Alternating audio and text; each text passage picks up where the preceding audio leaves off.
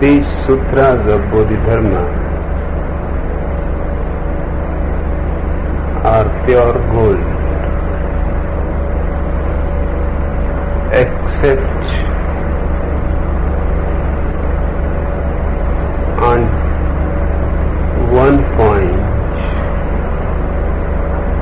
wherever he mentions the arhatas,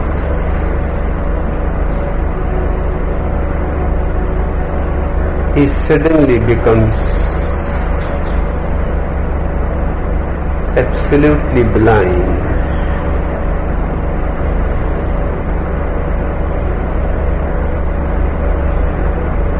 His conception about the arhatas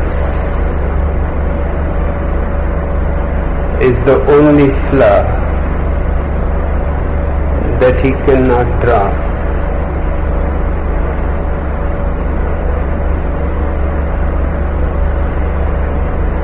I would remind you, whenever he falls below the ultimate wisdom and becomes attached to his opinion,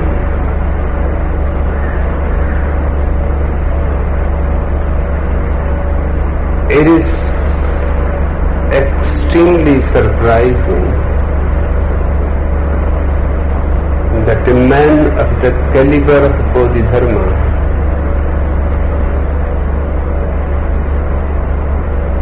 can behave in certain situations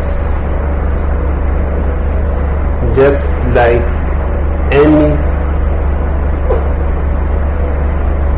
ignorant person. But this reminds the frailty of human beings.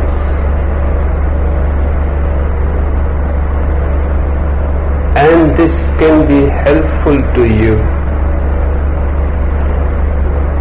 not to become too much attached to your opinions. Because every opinion is going to make you blind to the opposite opinion. A man of pure understanding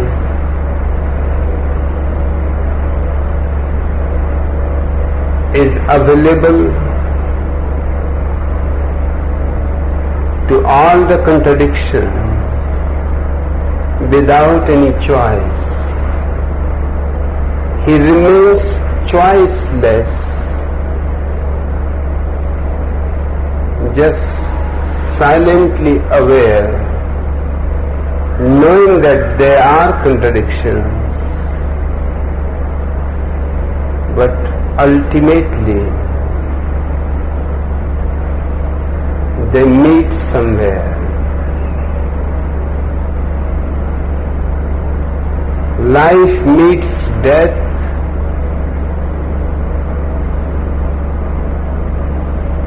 day meets night,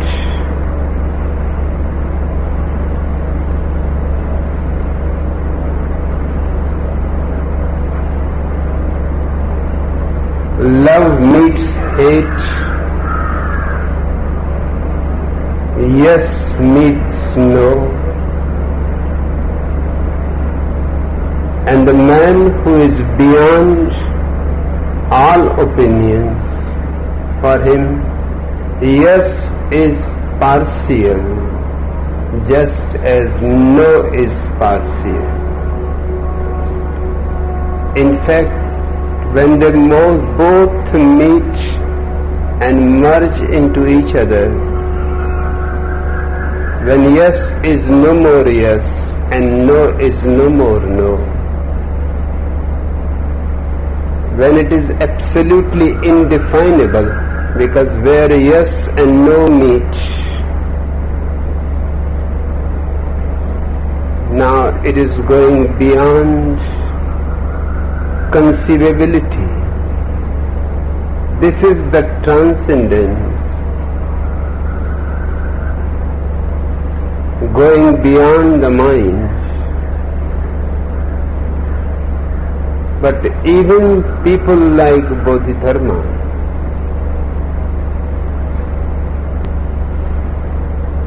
have certain blind spots.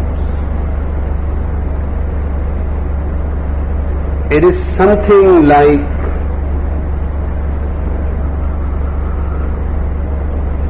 scientists say that at least 10% people in the world are color blind, although they are not aware of it. It is a big percentage. It means out of 10 people, 1 person is going to be color blind. And by color blind they mean that he cannot see a certain color at all.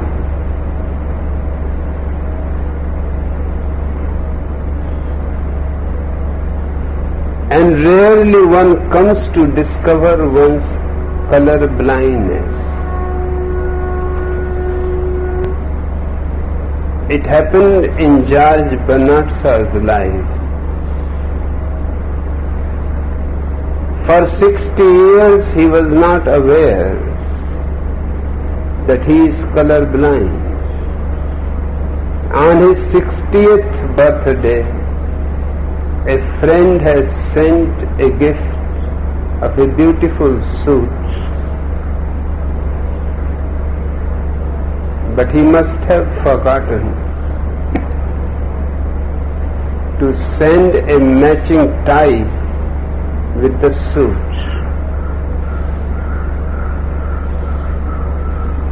And Banasa loved the suit, and he told his secretary that we should go immediately to find a matching tie, because this evening many friends will be coming to celebrate my birthday, and I would like to use this suit for the evening. They went to the shop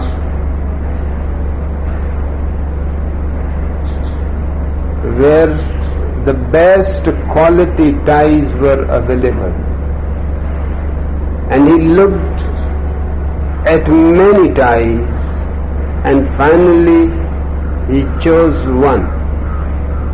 The shopkeeper was shocked, his secretary was shocked. They could not believe that what he is doing, it will look very ridiculous. The dress was green, and he has chosen a yellow tie.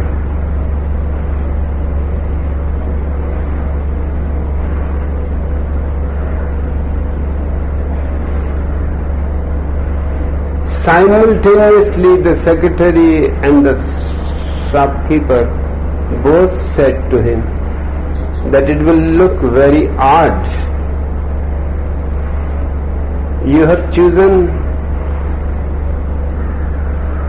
a very strange color.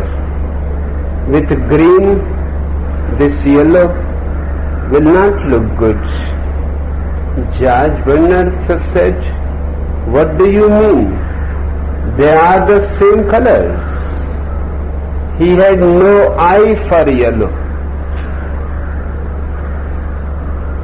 Yellow looked to him as green. He could not see the yellow at all. But it was just coincidental. Perhaps millions of people will be living and dying without knowing that they are colorblind. If this certain circumstance has not happened, George Bernard Shaw would have died. 60 years he has lived.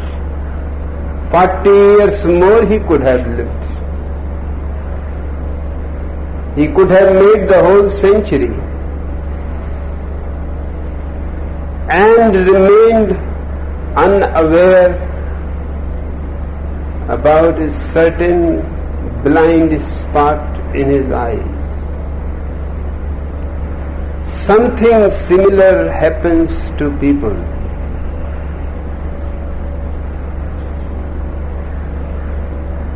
Even if they may be of great awareness, there are points where they are blind.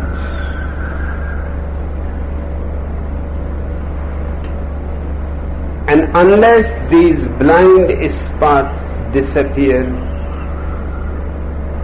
a man's enlightenment cannot be called perfect. It remains imperfect, incomplete.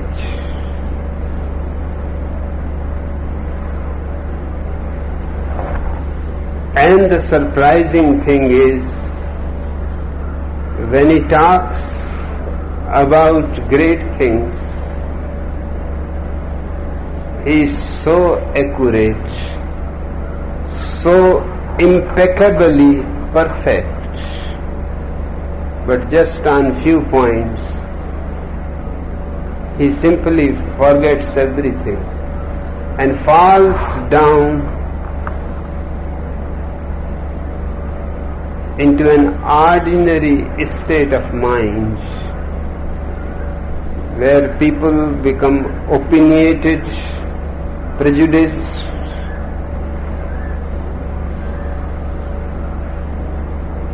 you have to remember him and learn from him one secret, that this should not happen to you.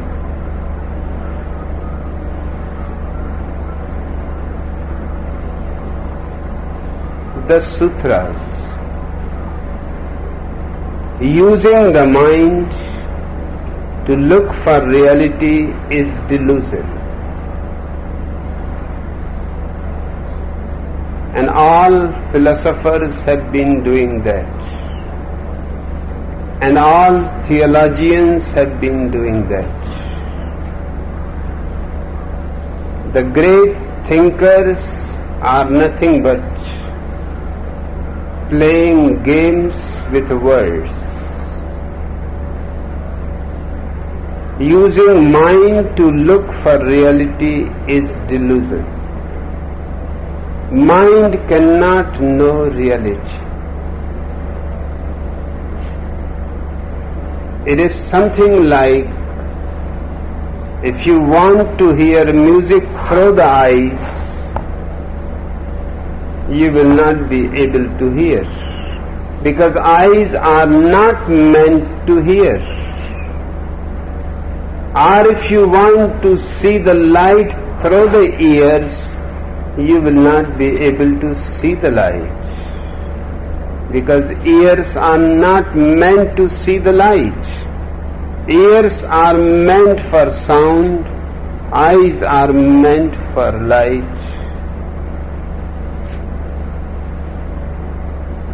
They have a certain dimension of functioning. Mind's functioning is to create thoughts, dreams, imaginations, illusions, hallucinations, mirages of all kinds. Its function is not to find the reality.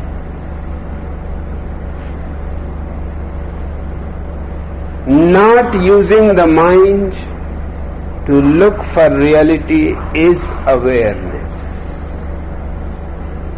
Not using the mind is the way to find the reality. Becoming utterly silent, without any thought, just a clean slate, It's tabula rasa.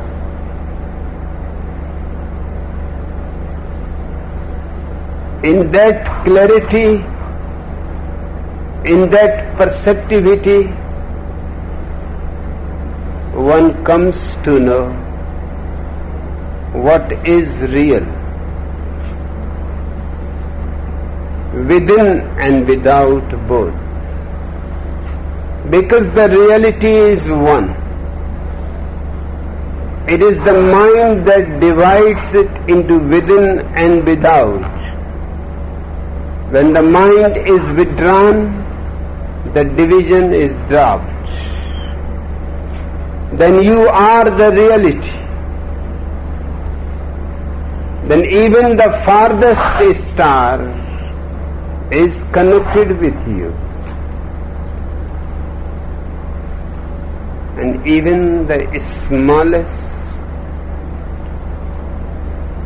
blade of grass is also connected with you. It is all one existence. Suddenly you are no more separate. You have fallen into the whole.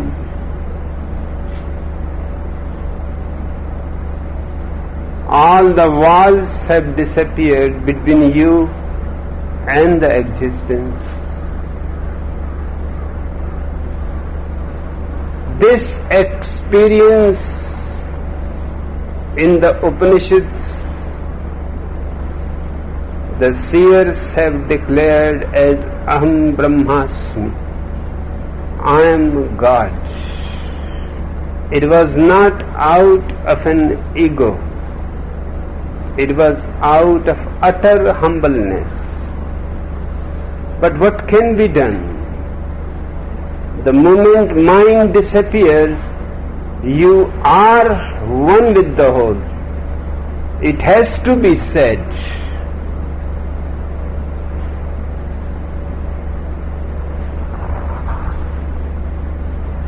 Freeing oneself from words is liberation. In small statements,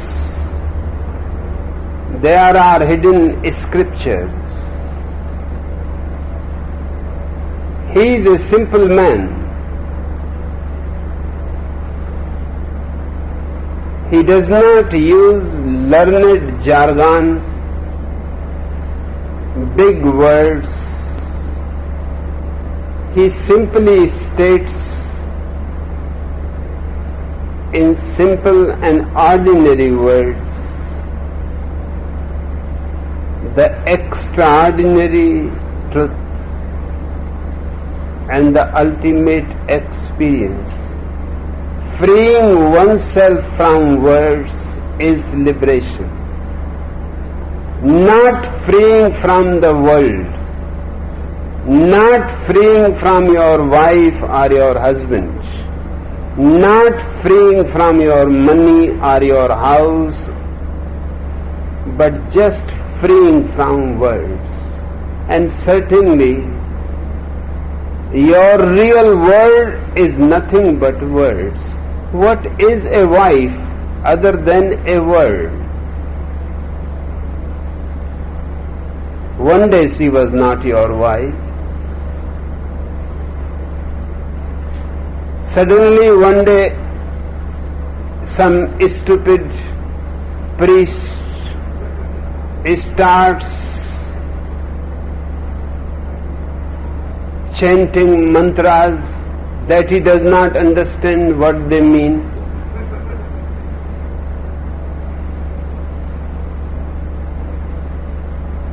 Nor the people who are being married know what is meant with the whole ritual that is going on. Just one sannyasin got married few days before, and she was telling to me that I was surprised by the priest.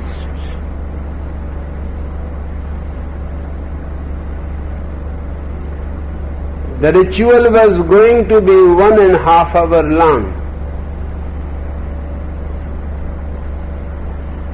But her husband gave 5 rupees to the priest and told him, be quick. And the whole ritual went so fast, the priest started chanting so quickly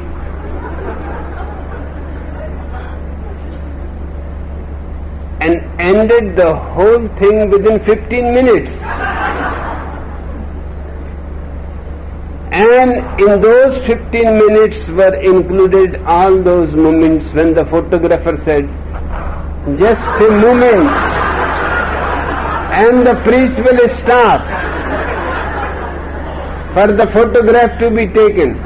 And when the photograph is taken, he again starts the ritual.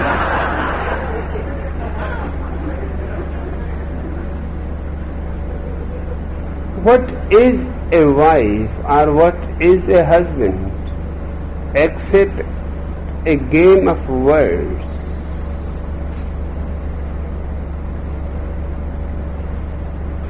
You come in the world without any possessions, and you go out of the world without any possessions. The whole thing one day becomes just like a dream that you had seen sometime. At the moment of your death, you may remember all those things as if they had been seen in a dream. At the time of happening, they were so real. But at the time of death, everything will become unreal. Just words in the mind. The real renunciation is not of the world. It is meaningless to renounce the world and escape to the Himalayas or to the monasteries. The real thing is to drop the words from your mind so you can become a silent observer, a pure witness. And this is what Bodhidharma calls liberation. Remaining unblemished by the dust of sensation is guarding the Dharma. All that is needed of you to be authentically religious is to be on guard that you are not carried by emotions, sentiments, moods, that you remain above and beyond any strategies of the mind to pull you down. To be aware and alert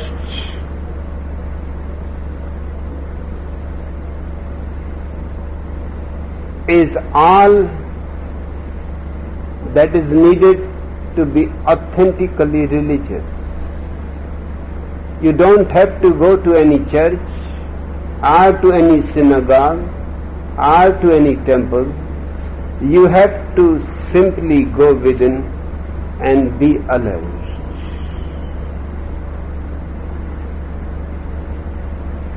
Transcending life and death is living home.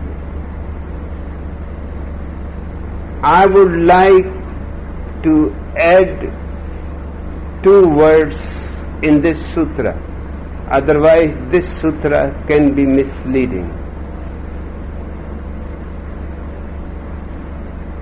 I would like to say transcending life and death is leaving this world, not the home. Because your real home is where you are going. This world is not your real home. It is only a so-called home. It is just a consolation to call it home.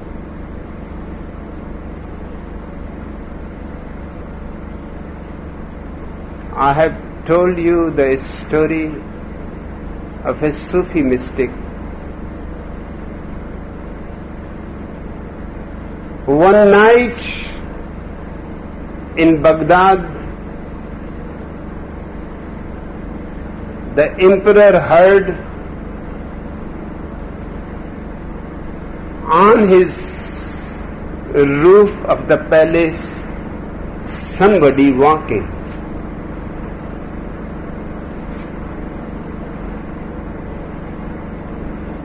He shouted that, "Who is there? And what are you doing there?" And the man was not a thief. Without any fear he said, "Don't shout. That may disturb other people's sleep. It is none of your business. I am looking for my camel. My camel is lost. And it is time for you to go to sleep."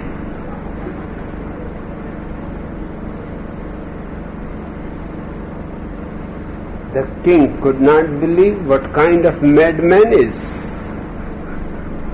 On the roof of a palace, he is searching for his camel.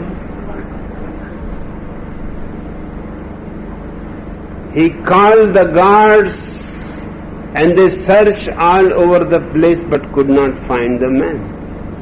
And the next day when he was sitting in his court, he heard again the same voice.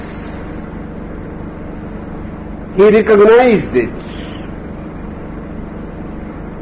He immediately told that, "Bring that man in." Because he was arguing with the guard in front of the gate that, "I want to stay in this caravanserai." And the guard said, "You will be getting unnecessarily into trouble. This is the palace of the king. This is not a caravanserai." And the man said, "I know it is a caravanserai, and you are just a guard. Don't bother me. Just let me go in, and I will want to discuss the matter with the emperor himself. If I can convince him that this is a caravanserai, then I will stay. If he can convince me it is not a caravanserai, then of course I will leave. But I won't listen to you. You are just a guard." And just at that moment, message came from the inside that, "Don't stop that man. We are in search of him. Bring him in." The Sufi mystic was called in, and the emperor said that, "You seem to be a very strange fellow. I recognize your voice. You were the man in the night on the roof searching for your camel. And now you are calling my place, my home, a caravanserai." The man laughed. He said, you seem to be a man of some understanding. It is possible to talk with you. Yes, it was I who was looking for the camel on the roof of the palace.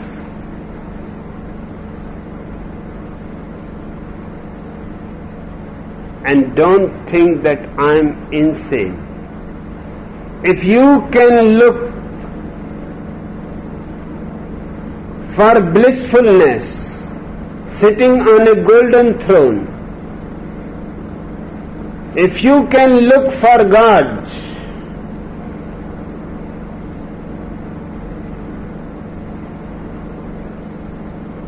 continuously conquering and butchering and burning living human beings, what is wrong in searching for a camel on the roof of the palace?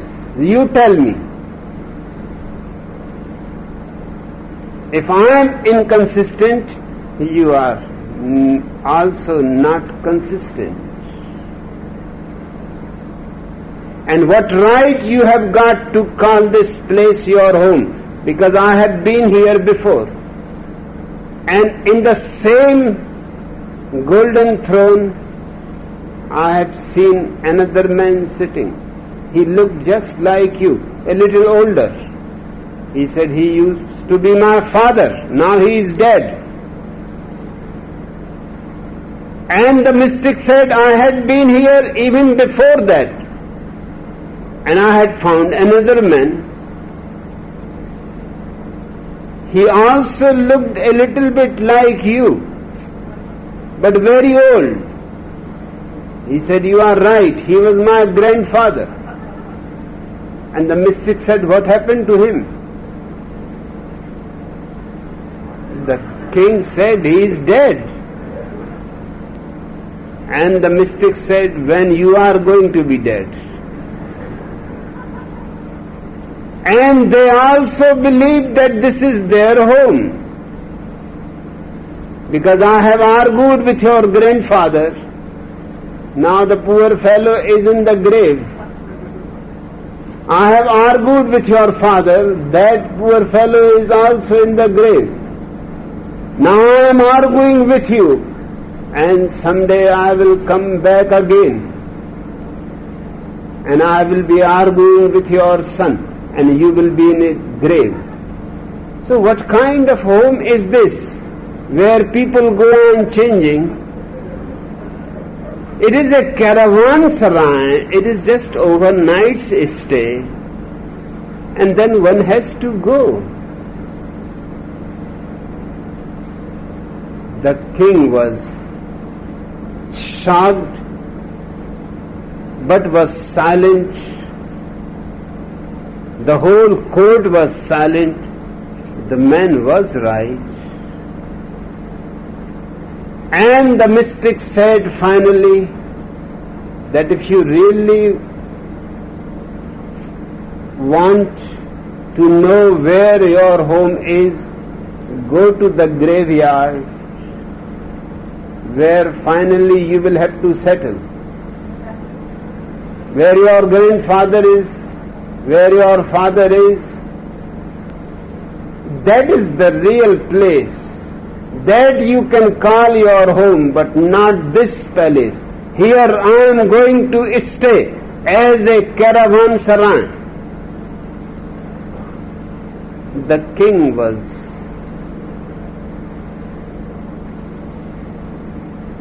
certainly not an ordinary man.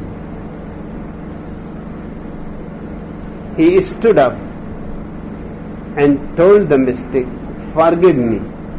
I was wrong, you are right. You can stay as long as you want. I am going. In search of my real home. This is not my real home.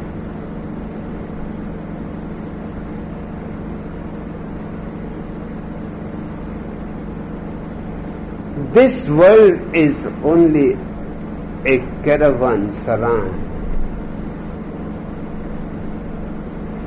In the sutra,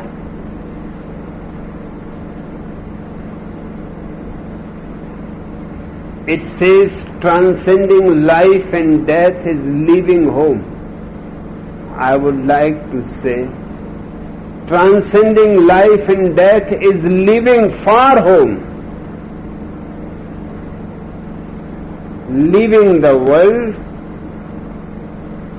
leaving far the home.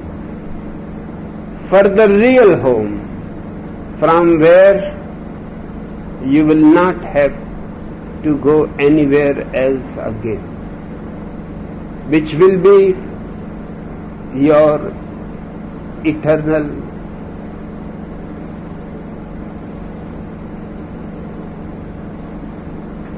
ultimate and absolute refuge. Not suffering another existence is reaching the way.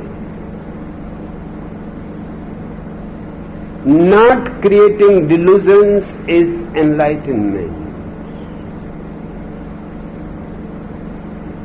Reduce to a single statement, not to be in the mind is everything. Liberation, finding the real home, enlightenment, finding the way,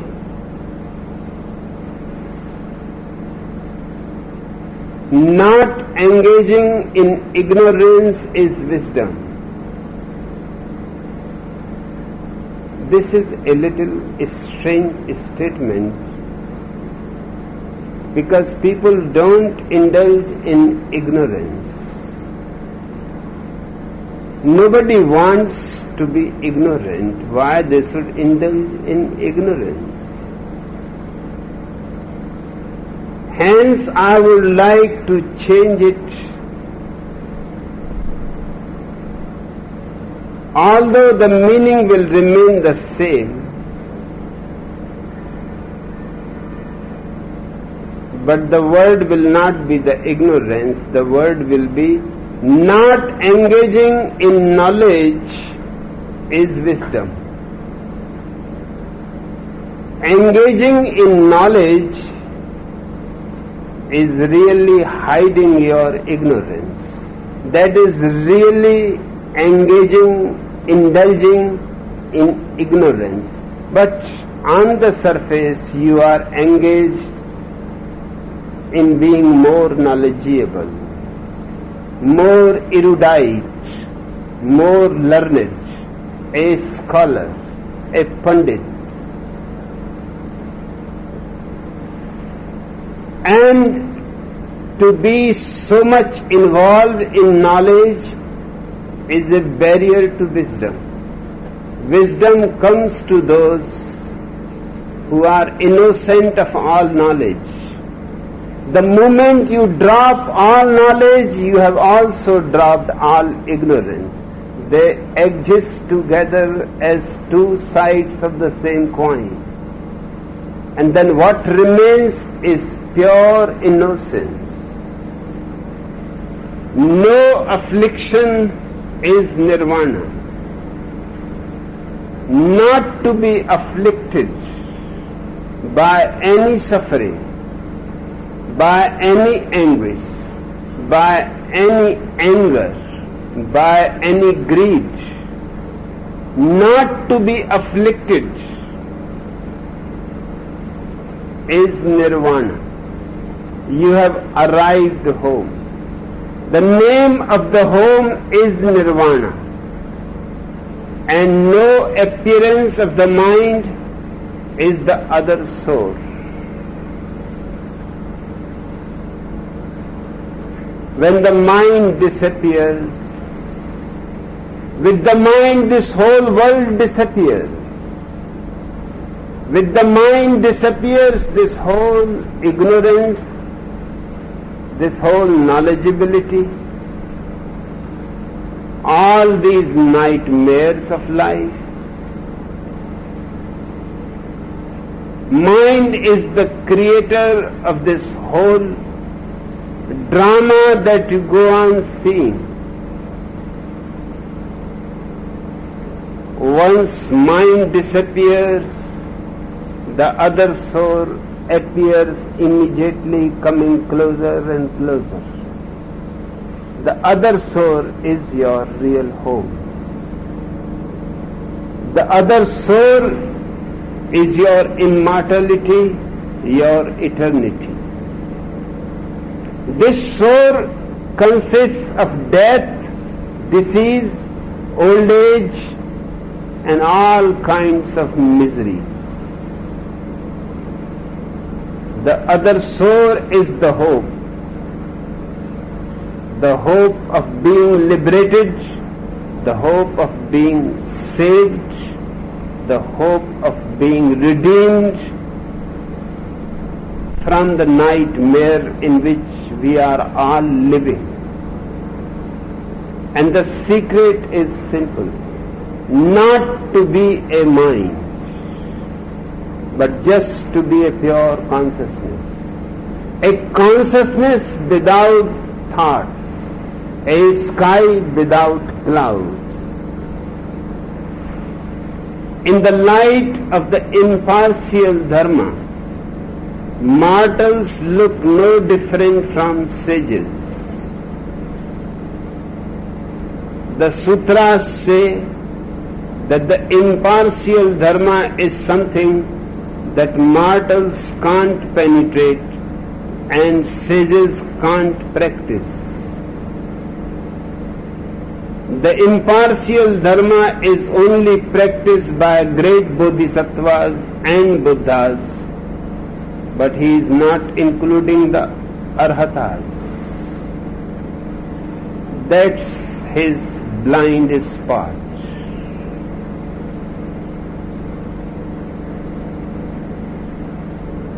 Although he has very big eyes, but he cannot see one simple thing, that the great Arhatas belong to the same category as the great Bodhisattvas and the Buddhas.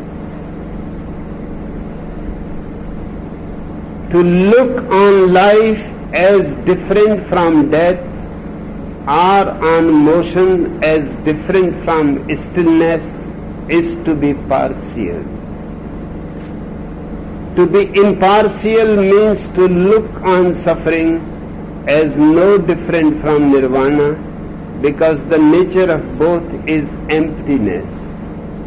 By imagining they are putting an end to suffering and entering Nirvana, Arhatas end up trapped by Nirvana. That is absolutely wrong. The Arhatas attain to the same height as the Bodhisattvas. Their paths are different. But one can reach to the peak of the mountain from different paths.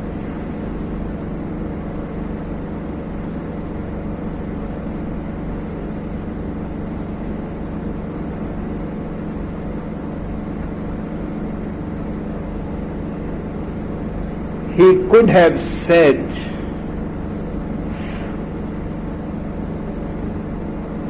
that the so-called sages and saints end up trapped by Nirvana,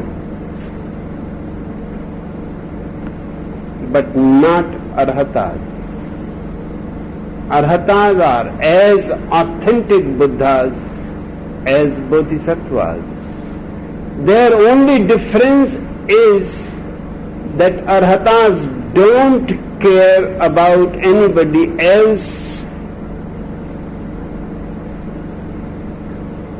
that they have to be helped, that they have to be supported for their enlightenment. Arhatas are simply concerned with their own enlightenment, and Bodhisattvas are concerned with others' enlightenment too. That is the only difference. Otherwise, their experience is the same. Their height is the same. Their position has the same ultimateness. But there are many so-called sages and saints who are neither arhatas nor bodhisattvas, who have practiced ascetic disciplines, who have tortured themselves,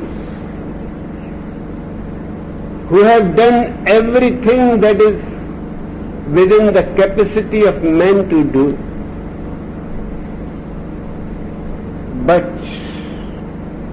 it has all been done by their mind. That makes the all difference. It has not been an spontaneous and natural growth. They have forced it. They have managed, disciplined, practiced. They always do the right thing, but their right doing is not spontaneous. It is deliberately thought. They are continuously weighing pros and cons, what is right and what is wrong. They are always consulting the scriptures, what is right, what is wrong. They don't have their own insight. I call them so-called saints and sages. They look almost like Buddhas. But deep inside there is great darkness. Their own self-nature is not yet realized. They have not attained samadhi. They are still wandering in the puzzling mind and its millions of ways. Their great practices, their asceticism, their disciplines are nothing but their mind projections. So it can be said that the so-called saints and sages end up trapped by Nirvana. Their whole desire is to become enlightened. But that is the problem. You cannot desire to be enlightened. Desire is a barrier.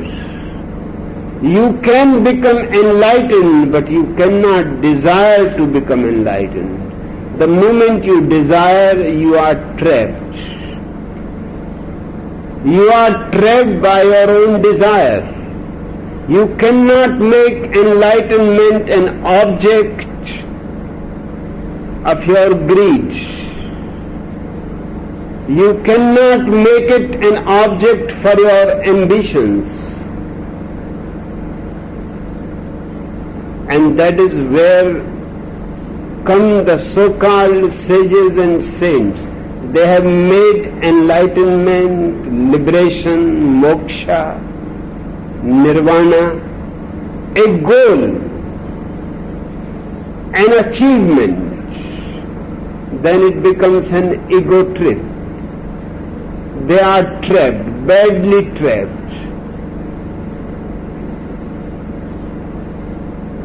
Nirvana has to flower within you when you have dropped the mind with all its desires, with all its ambitions, with all its programs for achievement, when you have dropped your whole mind for greed, whether the greed concerns the money or the greed concerns enlightenment, it does not make any difference. Mind can go on changing from object to object, but it remains the same mind with full of greed. The moment mind is completely dropped, you suddenly find enlightenment is not a goal, it is your self-nature. Suddenly the lotus blossoms, opens its petals, and you are full of fragrance. And this fragrance is not different in the arhatas or in the bodhisattvas. They both are Buddhas. They both are enlightened people. Because I don't belong to any religion, I don't belong to any particular sect, I simply don't belong to anybody. I just belong to myself. That's why I can see clearly where people get trapped in their own ideologies. Even a man like Bodhidharma cannot tolerate the idea that arhatas are the same as bodhisattvas. He belongs to the category of bodhisattvas. And it is not the case only with him. There have been arhatas who condemn bodhisattvas in the same way.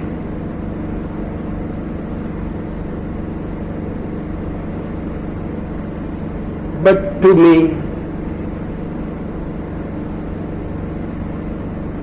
it does not matter whether somebody is of one category or of another category. I can be absolutely impartial. And my being impartial has been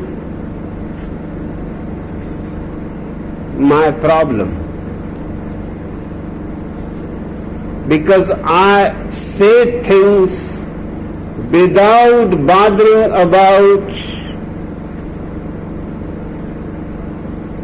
who is going to be pleased by my statements, who is going to be unpleased by my statements. And it is a very strange world. If I say something that pleases you, you will forget all about it.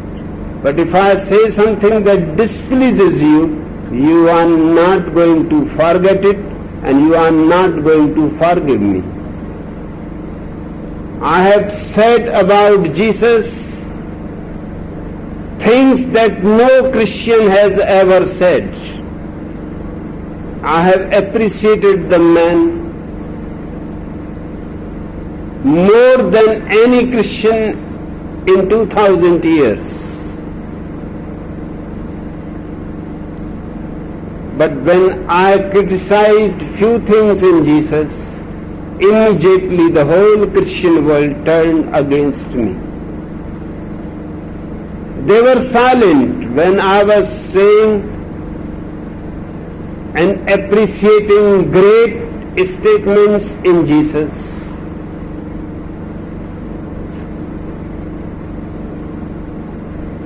They were happy, but nobody even said a single word.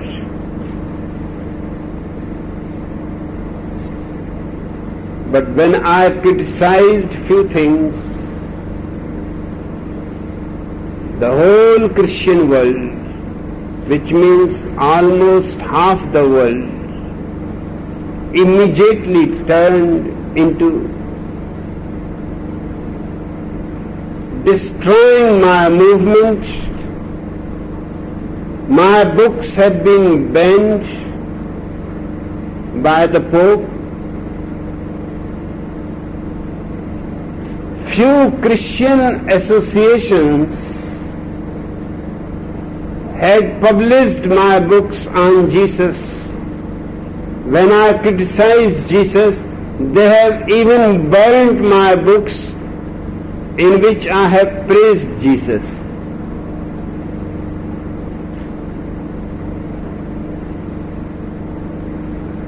People are very touchy. If you appreciate,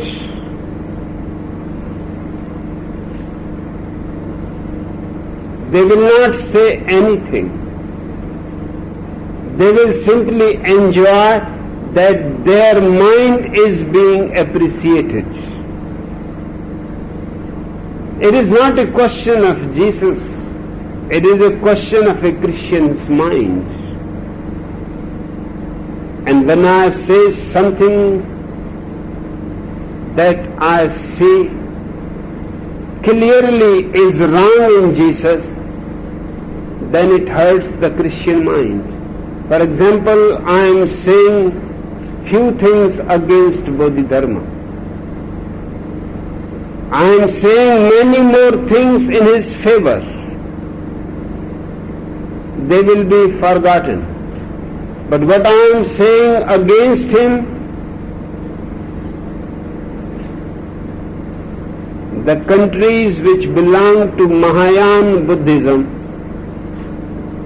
will immediately get upset. In my whole life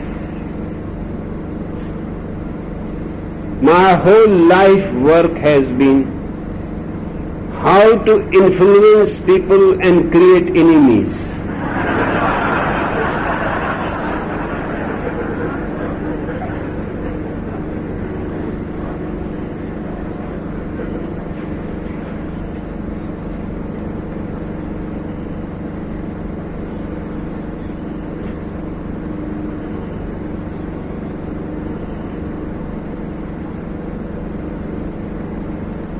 Again, but bodhisattvas know that suffering is essentially empty, and by remaining in emptiness, they remain in nirvana. Nirvana means no birth and no death. It is beyond birth and death and beyond nirvana. But this is said only about bodhisattvas, not about arhatas. I would like to make it clear that it refers as much to arhatas as to bodhisattvas.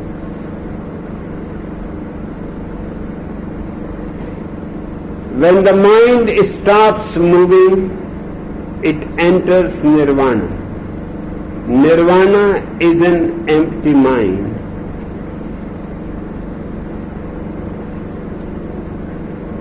Empty mind can be misinterpreted. I would suggest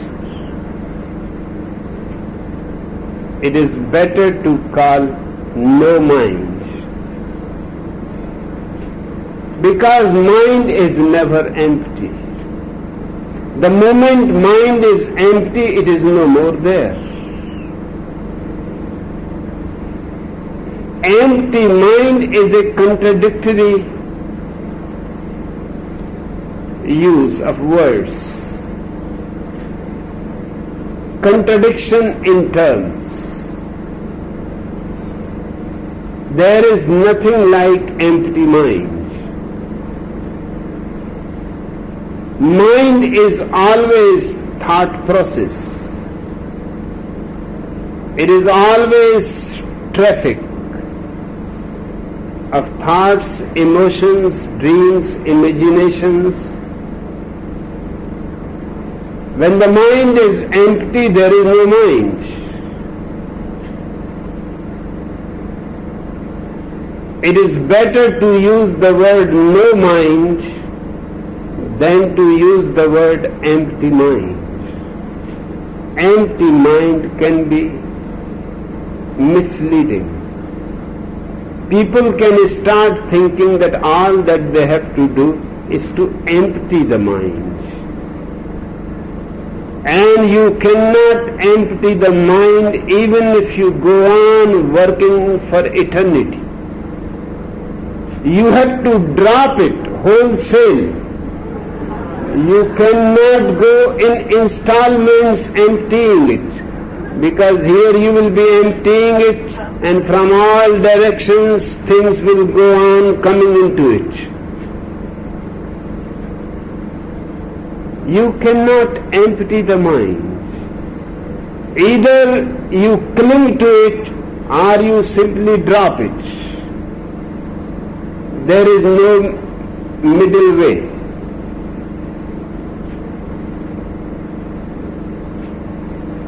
An uninhabited place is one without greed, anger or delusion. Whoever knows that the mind is a fiction and devoid of anything real knows that his own mind neither exists nor does not exist. Mortals keep creating the mind, claiming it exists, and Arhatas keep negating the mind, claiming it does not exist. But Bodhisattvas and Buddhas neither create nor negate the mind. This is what is meant by the mind that neither exists nor does not exist. The mind that neither exists nor does not exist is called the middle way. He can never forget to condemn the Arhatas. That seems to be as if something is constantly hurting him.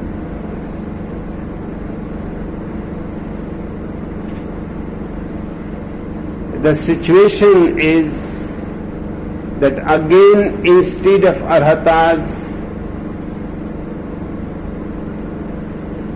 he should have said the so-called sages and saints keep negating the mind.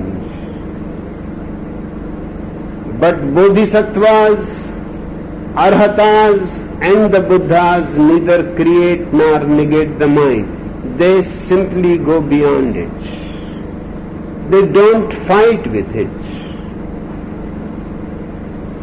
Because to fight with the mind is to give it reality, to recognize its power. There is no need to fight. One has just to be a witness. And without any fight, just being a witness, mind disappears. Before the fire of witnessing, there is no possibility of mind remaining even for a single second within you. Create the fire of witnessing, create the flame of awareness. And this is done by the Arhatas, Bodhisattvas and the Buddhas without any distinction.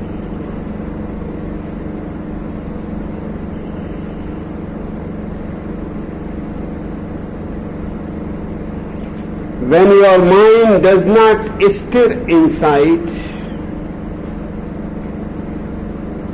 the world does not arise outside. This is a beautiful statement, immensely pregnant. It is saying The world outside is nothing but your projection. When your mind stills inside, the world is created outside.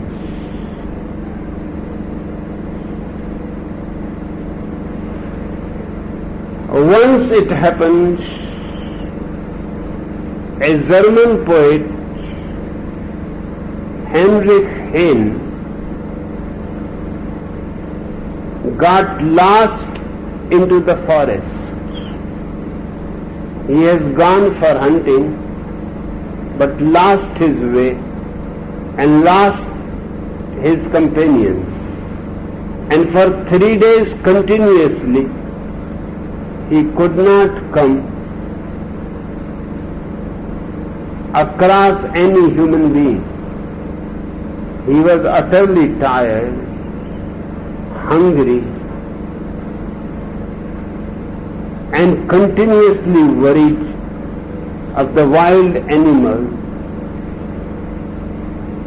In the night he used to climb on a tree and somehow to protect himself from the wild animals. The third night was a full moon night, and he was sitting on a tree.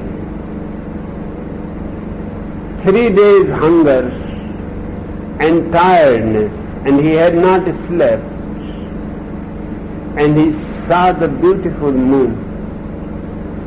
And he has written so many beautiful poems about the moon before. But this day was different because his mind was in a different situation.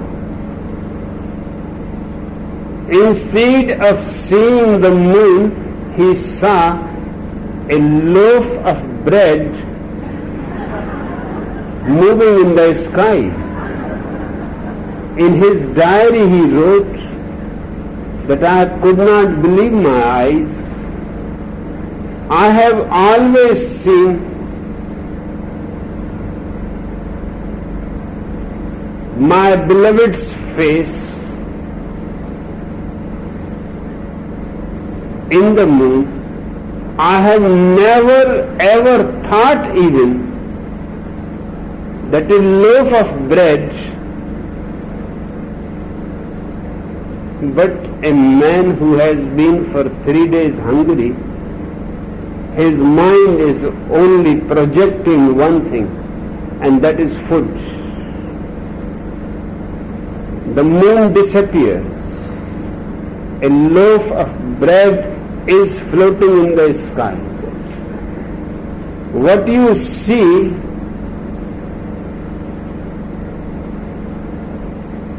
is not what is there. What you see is what your mind projects.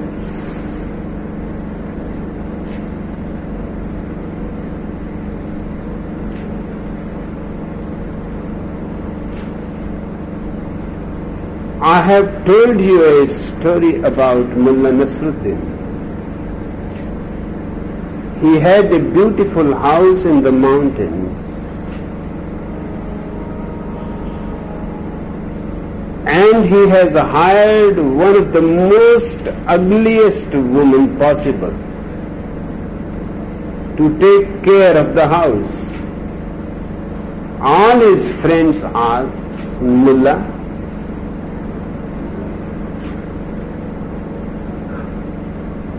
there must be some reason why you have chosen the ugliest woman. Mullah said, there is a reason. And when the time comes, I will tell you.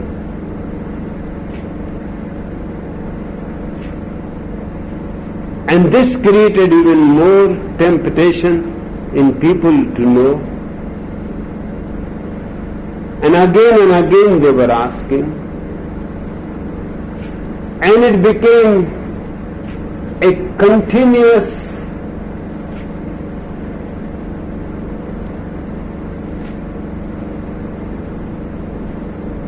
temptation for them to inquire about the ugly woman, and Mullah used to go to the mountain once in a while to rest, and he will say to his friends, I am going for 3 weeks, and he will be back in 1 week, and they will ask, you had gone for 3 weeks? He said, yes, I had gone for 3 weeks, but something happened and I had to come back. And this was happening again and again. He will go for 6 weeks, and within 2 weeks he is back. Finally they said that you are creating a mystery. You are keeping that ugly woman there. You go there for 3 weeks, you come in 1 week. You never keep your word. Mullah said, it is better now I should tell you the truth. The truth is, I have kept that ugly woman for a particular reason. And the reason is that when I go to the mountain house, the woman looks ugly. She is so repulsive, not only ugly,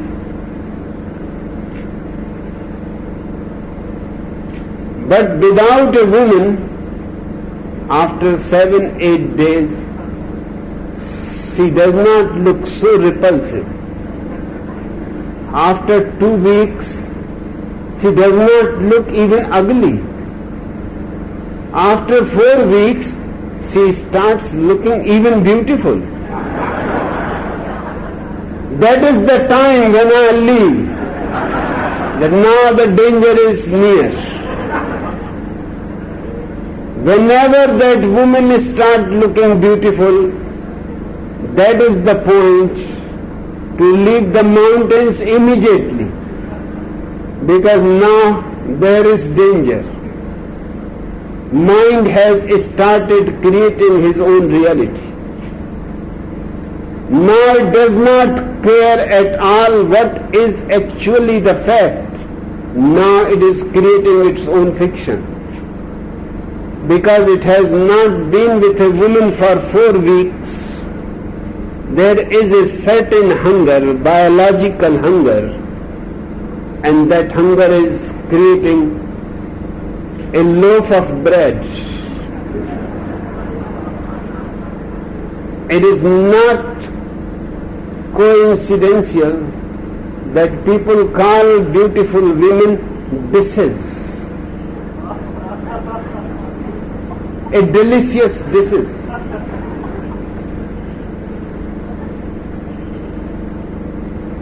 Why a woman, a beautiful woman, in almost all the languages is called a beautiful dish?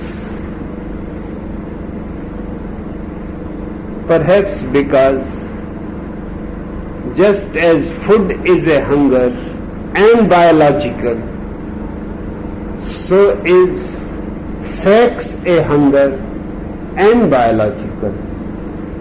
Both are different hungers, but both are hungers. The world that you see all around you is mostly a projection of your mind. When the mind disappears completely, you will see a totally different world. All projections gone,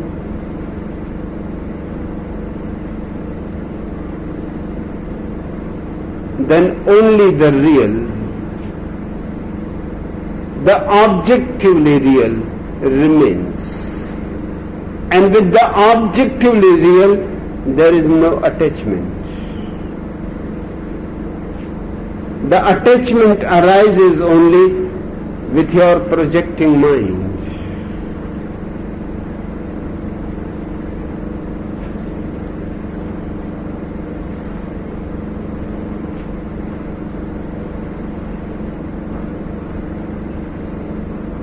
When your mind does not stir inside, The world does not arise outside.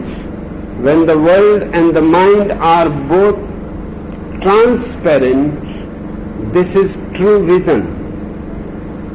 And such understanding is true understanding. Bodhidharma is right on all basic points.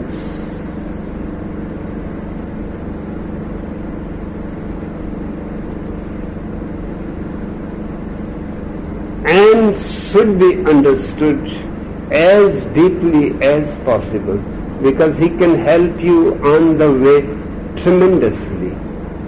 But remember his blind spots.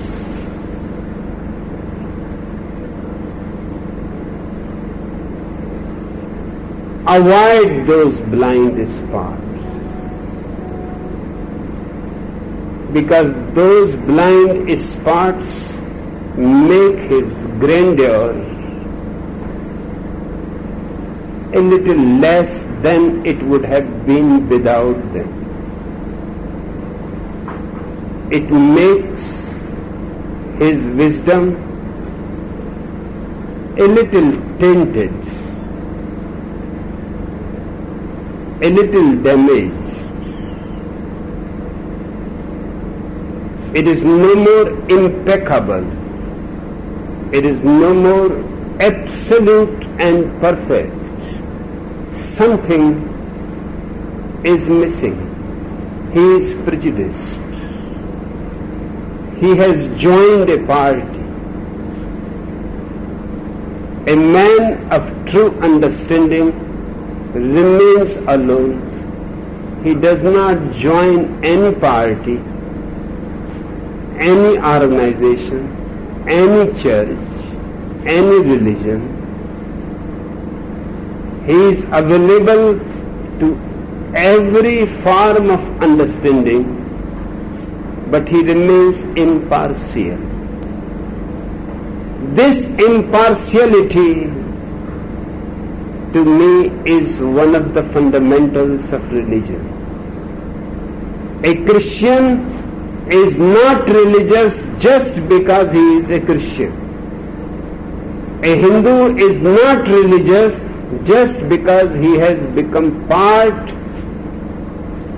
of an organized doctrine. A Jaina is not religious because he has chosen a certain party line.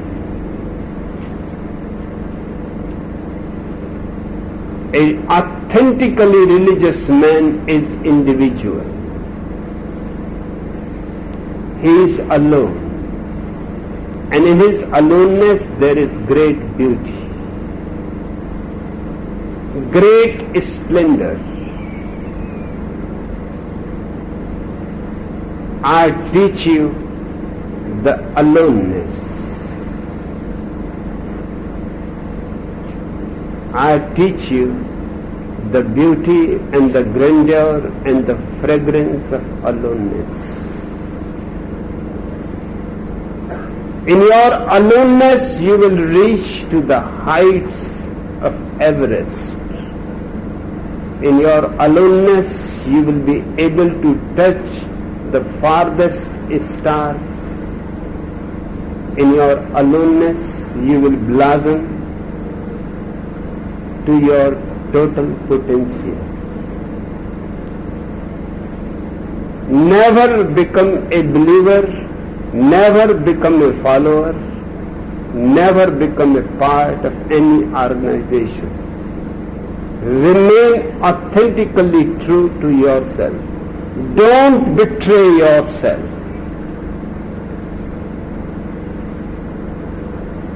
Okay, Manish?